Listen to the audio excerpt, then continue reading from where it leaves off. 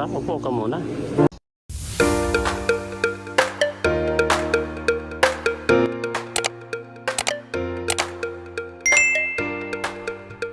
Isang mapagpalang araw po sa ating lahat. Magandang araw at gabi po dyan sa mga silent viewers at solid supporters ng EDC.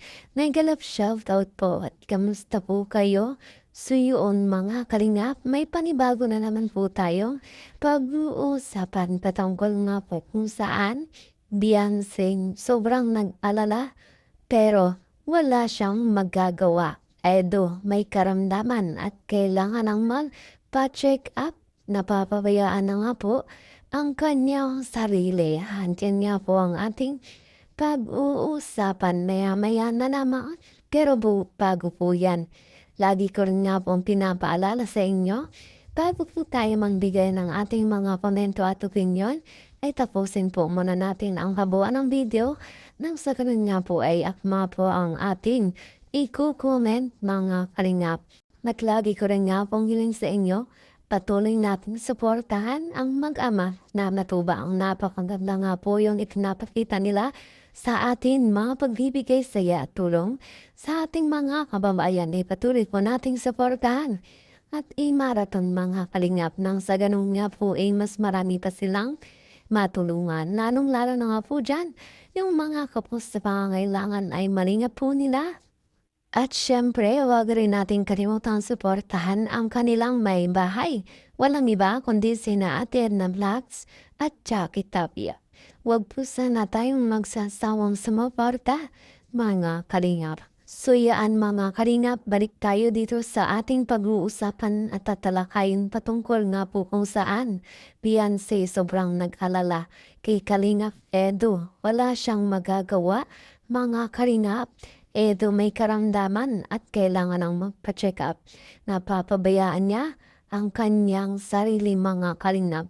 Kung ating nga pong mapapansin mga kalingap, itong si Papa Ed simula nang mawala ang love team ng NC ay naging focus sa kanyang beneficiary pag-i-scout pagbibigay ng tulong mga kalingap. Kung kaya sa ngayon talagang mapapansin natin na talagang kakaiba yung kanyang karamdaman na talaga namang sinasabi niya mga kalingap na kailangan niya ng magpa-check up. Grabe nga po talaga ang epekto ng simula nung nawala ang love team ng EDC. Siguro mga kalingap ay medyo na-stress din siya sa mga isyong nandaan. Bukod pa nga po dyan mga kalingap talagang focus siya sa kanyang pagbigay ng tulong sa kanyang mga beneficiary. At nasasabi din natin na talagang inisip niya yung mga pangyayaring paghihiwalay nga po ng EDC. Siyempre mga kalingap, Papa Eds natin talagang hindi niya maiwasang mag-isip lalo na nga po patungkol dito kay Beyonce na talagang sobrang nag-alala siya sa mga issue at sa mga pangbabash dito kay Beyonce natin mga kalingap dahil yung mga iba na talagang si Beyonce ang sinisisi mga kalingap. At syempre, alam din naman ni Papa Eds na si Beyonce ay babae lamang at talagang naapektuhan nga po si Beyonce sa issue na ito. At kung kaya itong si Papa Eds natin ay masyadong nag-isip dito mga kalingap. Dagdag pa nga po yung kanyang pag-focus dito sa kanyang beneficiary. At talagang ito nga po mga kalingap, sinasabi niyang kakaiba na ang kanyang nararamdaman. Pero sa ganun pa man, ay love sang kinatuwa ni Kalingap Edu na kung saan ay may isa siyang beneficiary na nakagraduate nga po mga kalingap at talagang doon pa lang sobrang tuwa na ni Kalingap Edu at talagang bawing-bawi yung kanyang paghihirap, yung kanyang pagbigay ng tulong nito mga kalingap. Ayan daw.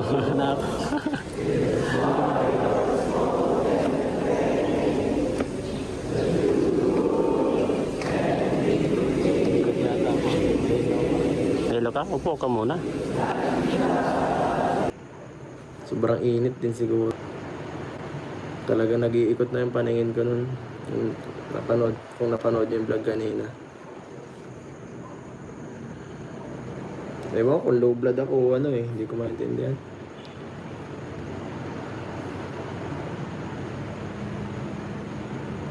Ano po bang gamot sa ganyan guys? Medyo palagi ako kasi nahihilo nitong mga nakaraan ay napapansin ko lang.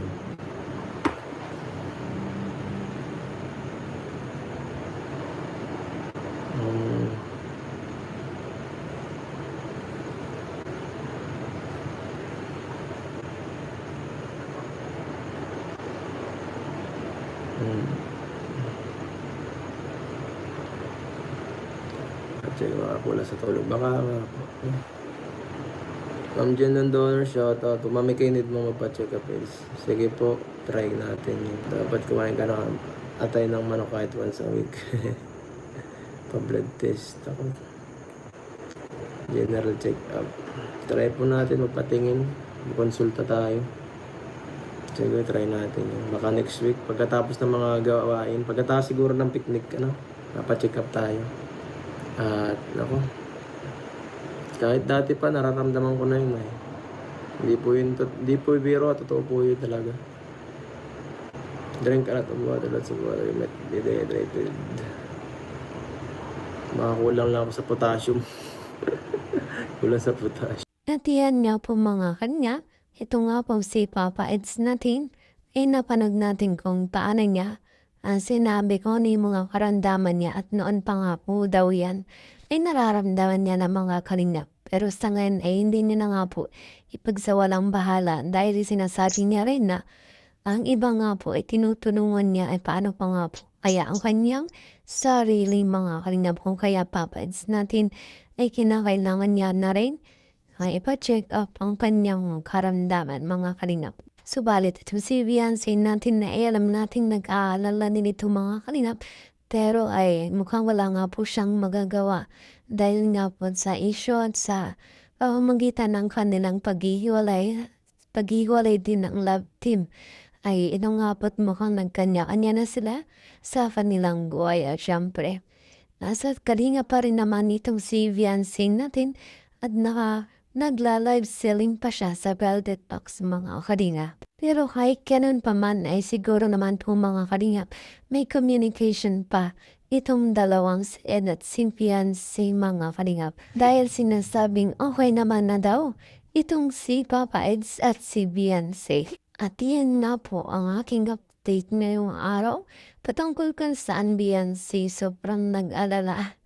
Pero wala siyang magagawa, may karamdaman at kailangan na magpa-check up na pababayaan na nga po ni Papa Eds ang kanyang sarili. At yan nga po, maraming salamat sa inyong patuloy na suporta mga kalinga.